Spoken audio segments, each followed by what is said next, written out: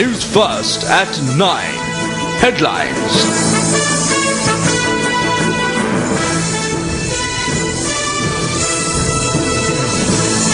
Hello there, very good evening and welcome to your primetime weekend news bulletin. In your headlines this evening, police suspect that the death of an inspector attached to the intelligence unit of the police is likely to be a suicide. An armed group is operating in the south. UPFA candidate DV Upul makes a startling revelation. අවියාවුද අරගෙන මේ පාරේ සැරිසරන අය පිළිබඳව police පත්තුමාගෙන් අවධානය යොමු කරන්න කියලා මම විශේෂයෙන් ඉල්ලීමක් කරනවා. And former president comments on the pressure exerted by the international community.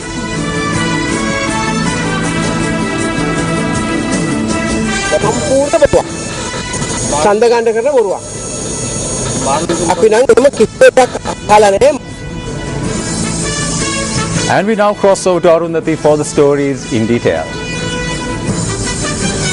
Well, thank you, Shane. And now for the stories in detail. Police suspect that the death of G.W. Milton Samarkand, UIC of the Mount Lavinia Police Intelligence Unit, may have been an act of suicide. Now, his body was discovered today in a paddy field in the Godagama area. The police discovered the remains of the police officer based on a tip-off received through the 119 hotline.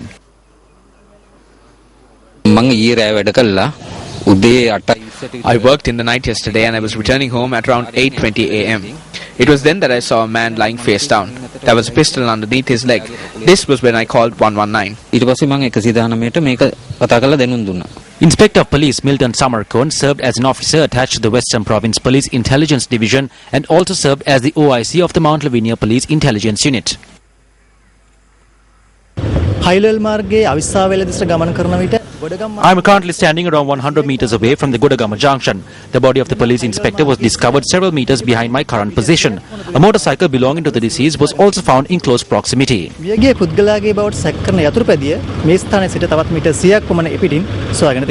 According to the police, the deceased police officer had been shot in the head just above the right ear. The victim's official firearm as well as his police and national identity card were discovered in close proximity to the body. Samarkand, who joined the police force in 1989 as a sub-inspector, has served in many areas around the country. According to the police, the victim was a father of two and a resident of the Nogegoda area.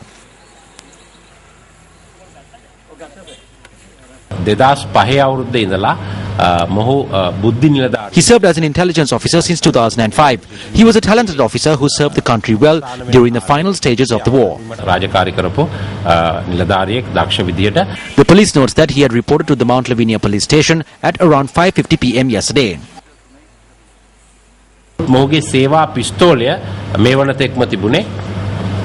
His official firearm was stored at the Dehiwala police.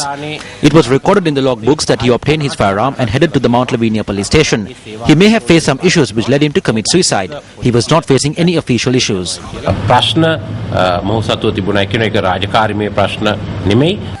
The magisterial inquiry into the death was conducted this afternoon, while the post-mortem inquiry is scheduled to be conducted tomorrow.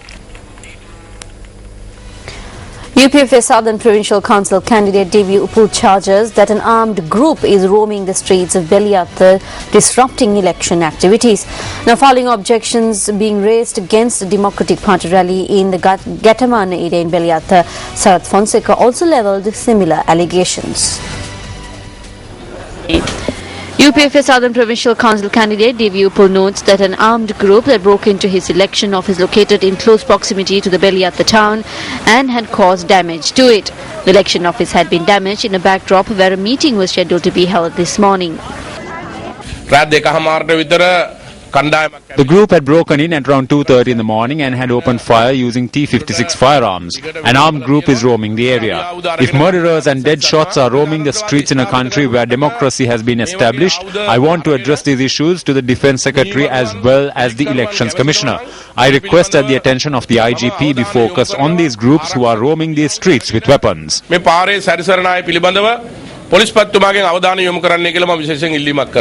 Meanwhile, the group also obstructed a planned Democratic Party meeting in the Gataman area in Beliyatha.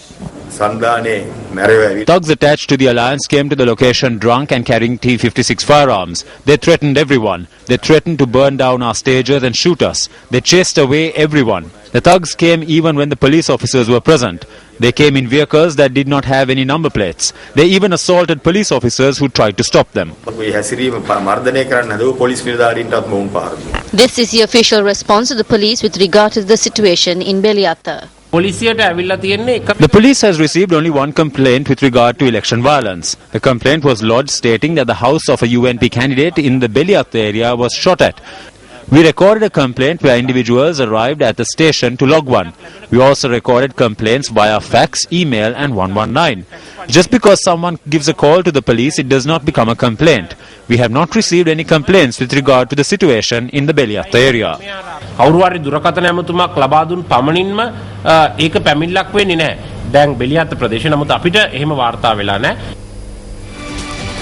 A special event was held in Polonnaru yesterday to mark the 25th anniversary of Minister Mathripala Sirisena's parliamentary career. A large number of politicians and public representatives were present at the event, which was held at the Pulatisi Buddhi Mandabaya in Polonnaru. A special memento was presented to Minister Sirisena at the occasion in appreciation of his public services.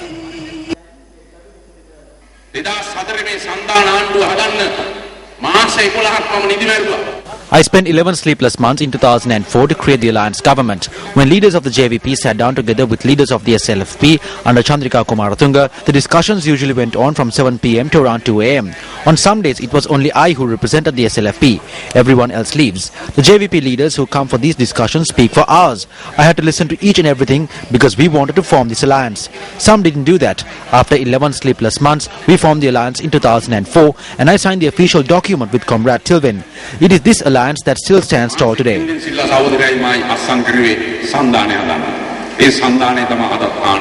The minister also provided some advice for new politicians. I was able to survive in parliament for 25 years because whatever allegations were levelled at me, in my heart I always stood with the people of Polonnaru. The new politicians who are entering parliament and provincial councils should keep this in mind. Never forget the people who stood with you in the beginning. Well, today marks the 26th death anniversary of Sri Lanka Mahajana Party founder, late Vijaya Kumaratunga.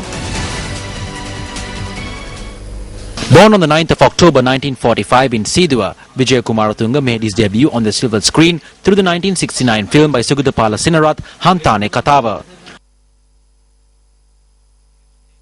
For over 3 decades, Vijaya Kumaratunga won many awards and accolades while winning the hearts of many.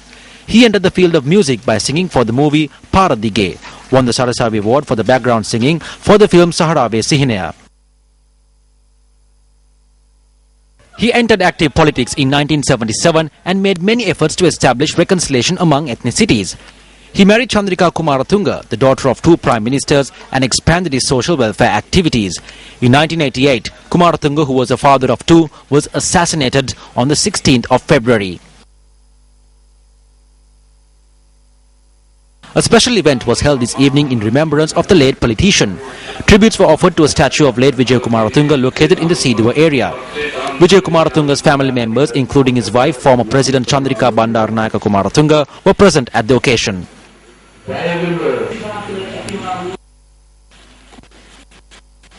As the former president was preparing to leave the location, journalists questioned her on statements that are being made about attempts to take individuals to the electric chair through international intervention.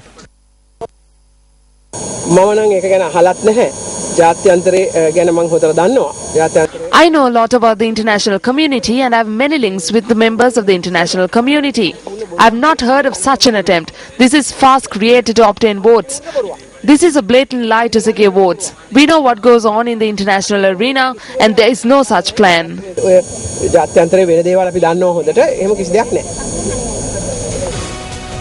Pressure exerted by the international community is a subject that is being discussed at various forums at present. The chief incumbent of the Hunupitiya Gangarama Vihara, Venerable Galabura Gnani Sarathera, also spoke on the subject today.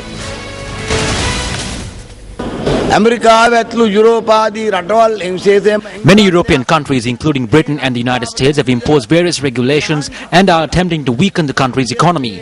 If the world community is accusing us of ill-treating the terrorists who destroyed our country on the ground of human rights, then the God above will take care of it. I wish and pray that the people of this country would not forget the past and act with courage to be strong in the face of sanctions imposed by imperialistic countries. A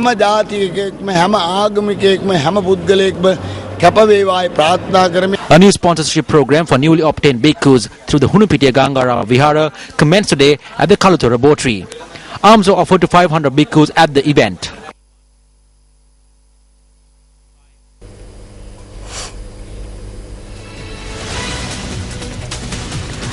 During a media briefing in Colombo today, the National Freedom Front criticised the Sri Lanka Muslim Congress.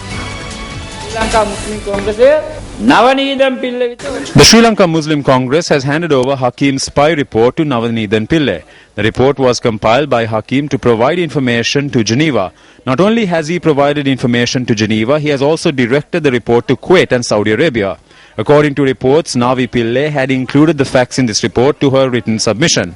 As you are well aware, many forces try to create a clash amongst communities. In the recent past, the root causes of this problem is a known fact to all. Do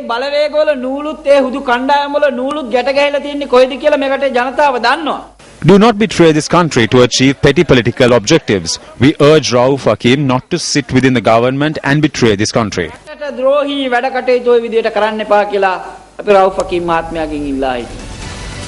UNP parliamentarian Sajid Premadasa, speaking during an event held, said that there are plans to send individuals who know nothing about international relations and diplomacy to the Geneva Convention. The event was held in the Thanalanda area in Ambalanthota under the auspices of Sajid Premadasa.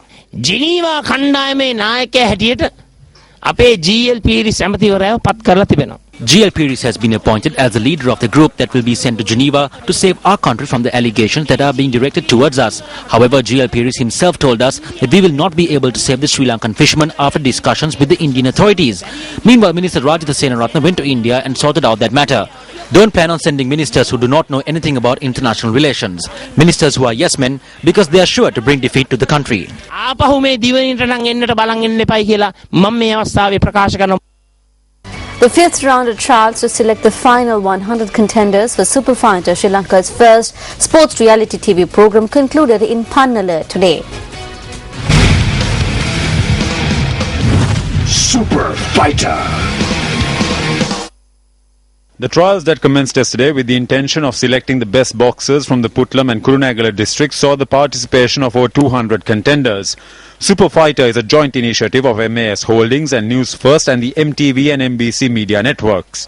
The goal of Super Fighter is to identify amateur boxers from across the island and catapult them into the national and international arena. A training camp was also held prior to the trials for the 4 weight categories. Sports equipment was also donated parallel to the trials for Super Fighter. The trials that were conducted in a ring that was constructed according to international standards provided the candidates with a new experience in the sport. How many boxers from the Putlam and Kurunegala districts will qualify to contend for the coveted title of Super Fighter? Tune in to Super Fighter on Saturday at 10:30 p.m. on Sirasa TV to find out.